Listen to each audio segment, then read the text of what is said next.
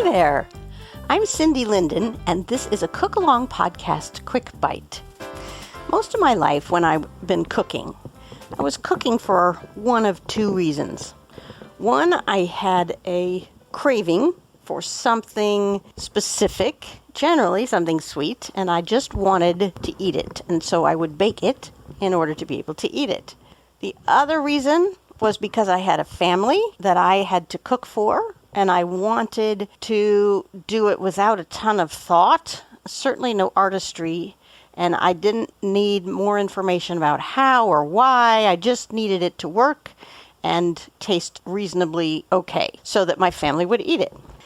More recently, as you probably have noticed, because I started a cooking podcast, I've decided that I really like cooking as an art form and a science experiment. So I'm a lot more interested than I used to be in the whys and hows, the techniques, the science, the unexpected things that come up when you really focus on the cooking and not just the results. I've always used in my recipes all my life, and that's a long time now, I've used all-purpose flour. There was a brief period of about 2 years when I was trying to cook with gluten-free flours, and boy, that's a trip. That's a really interesting experiment in things that don't work.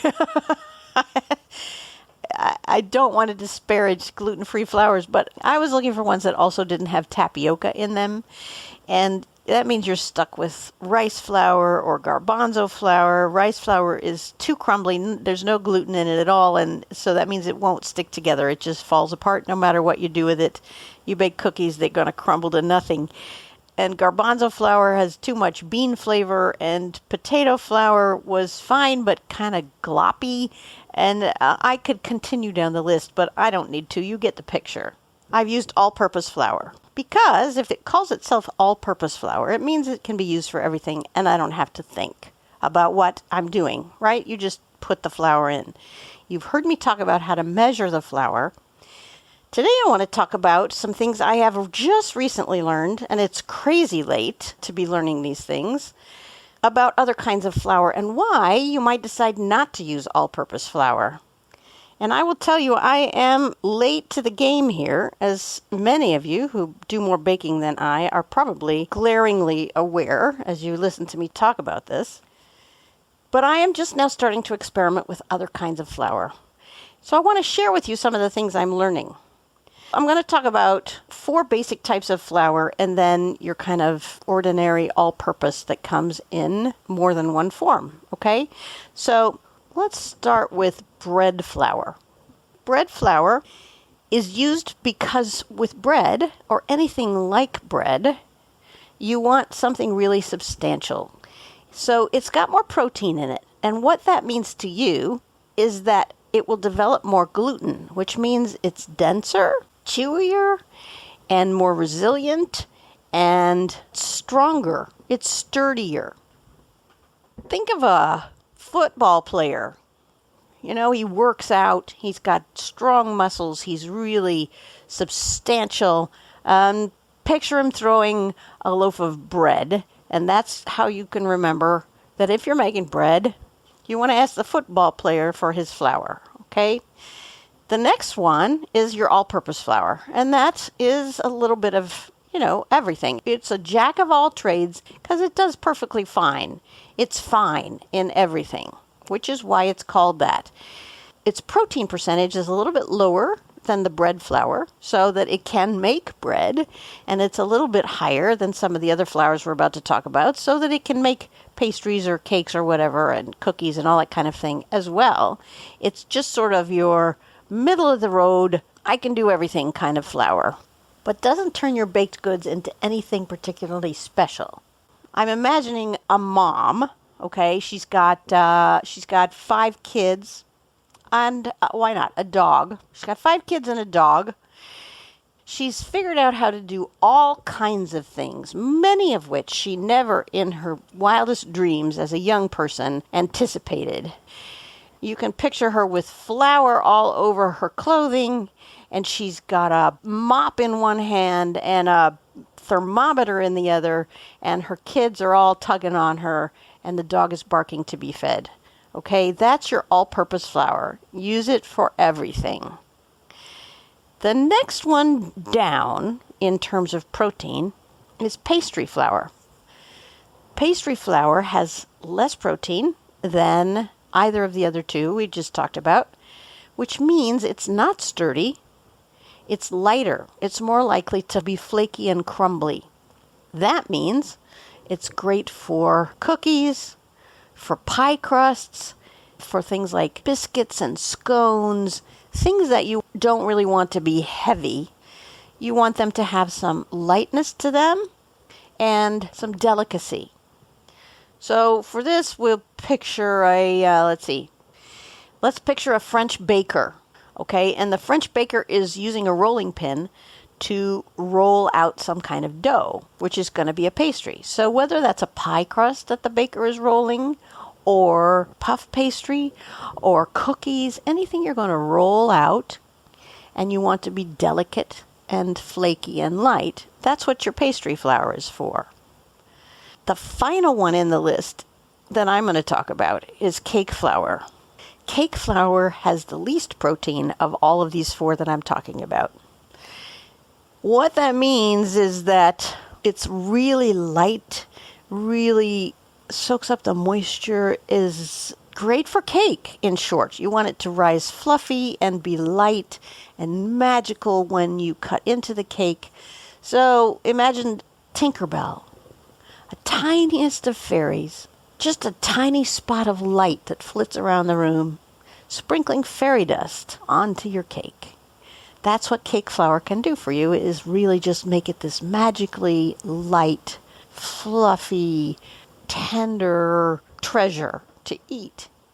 When you realize what the differences are and what the difference of the results can be, these different flours start to sound like fun to play with. Obviously, it's partly about whether you can afford to have all these different flours on your shelf and whether you have the shelf space to put all these different flours. If you don't have either of those things, don't sweat it. Stick with the all-purpose. It's fine for everything. If you want to experiment, though, I think it could be a lot of fun. Let me tell you one more piece. I want to tell you about whole wheat, bleached, and unbleached. Not necessarily in that order. So whole wheat flour means they grind up the whole grain. It's still got its outer skin on it, its outer shell, and so that creates a lot more fiber, and that's where most of the vitamins are. So that's the best for you, but it obviously is going to be more dense and heartier than the next one up. Okay, let's say that the whole wheat flour is a coworker who comes to work, is always cold, and never takes their coat off. They work there all day in their coat, okay?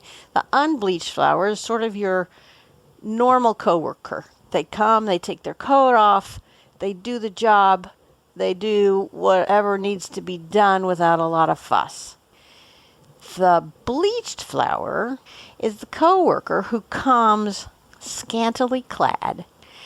Bleached flour has been treated with chemicals like chlorine, which is why they call it bleached, or some kind of benzoyl peroxide, something that damages the starch and the protein content. That makes it's a little easier to work with. It absorbs more liquid. It rises better than unbleached flour. So it's the coworker who comes scantily clad, but though you may not approve of your coworker's clothing choices, they can do any job that you ask them to do, and they'll pop right up out of their chair to do it for you the minute you ask. There's your flour personnel, your pantry party. You've got your football player throwing a loaf of bread. You've got your overworked, overwhelmed mom needing to do a little bit of everything with all-purpose flour all over her clothes, a mop in one hand, a thermometer in other, with children tugging at her clothing, and a dog barking for food. All-purpose. She can do a little bit of anything you need her to do, but she doesn't have time to become an expert at anything. And then you have your French baker who's working with a rolling pin to roll things out as pastry. And that pastry is going to have pastry flour in it because it's a little lighter and flakier. And then you have Tinkerbell.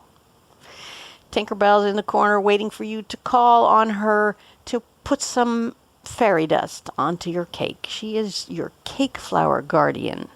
And then you have your overdressed coworker who's staunch and dependable and better for you. And your coworker who is just sort of always there, does a little bit of everything, isn't a specialist at anything, but is reliable. And that's your unbleached flour. And then you've got your bleached flour coworker who is scantily clad, but will do anything you ask and pop right out of their chair to do it the minute you ask them. Now, I don't keep bleached flour in my cabinet. I tend to use unbleached just because, honestly, the term bleached really just kind of turns me off. It's like, I don't need bleach in my baked goods. Now, of course, that's not what it's happening. There's no bleach in the baked goods. But I just feel uncomfortable. I get that that person is easier to work with. That coworker is easier to work with. But I think they could use a few more clothes on. I don't keep whole wheat either. I keep only the unbleached. So I don't have 7 people waiting in my pantry waiting to help me. I only have 5. All right? Bread flour, all-purpose flour, pastry flour, cake flour. Unbleached isn't a separate flour. It's simply a type of flour. Okay? That's your primer. My hope is that you will choose at least one of these flours that you've never worked with before, because you always use all-purpose the way I always have, and experiment. Make the pizza dough in my Cookalong podcast about homemade pizza in less than an hour. And instead of using the all-purpose flour, try the bread flour. That has been recommended to me. I haven't tried it yet, but I am about to. Try the pastry flour when you make any of the cookies on the cookalongpodcast.com, which of course is where you can find everything in addition to your podcast feed. And you can just scroll down through the feed and you'll find some recipes that have been there for years now that you might want to try. They won't show up at the top of your feed, but if you just scroll and scroll and scroll, you're going to find some really cool things there. And as for cake flour, okay, that is a specialty item. That is clearly a one-purpose kind of item. It's really just for cakes. But if you have a special occasion coming up, and you're going to make a cake anyway, why not grab a bag and see what kind of difference it makes to use cake flour, just for the fun of it. Next week's podcast will be a full-blown recipe that I will cook with you, and hopefully you will cook with me. Whatever it is, I promise it will be easy and yummy. And 2 weeks today, tune in for another Quick Bite podcast, which will probably be a recipe that's so fast and easy I don't even have to cook it with you. Meanwhile, please tell your friends. If you're enjoying listening to this, tell your friends about it. Ask them to listen too. Word of mouth is my main advertising medium.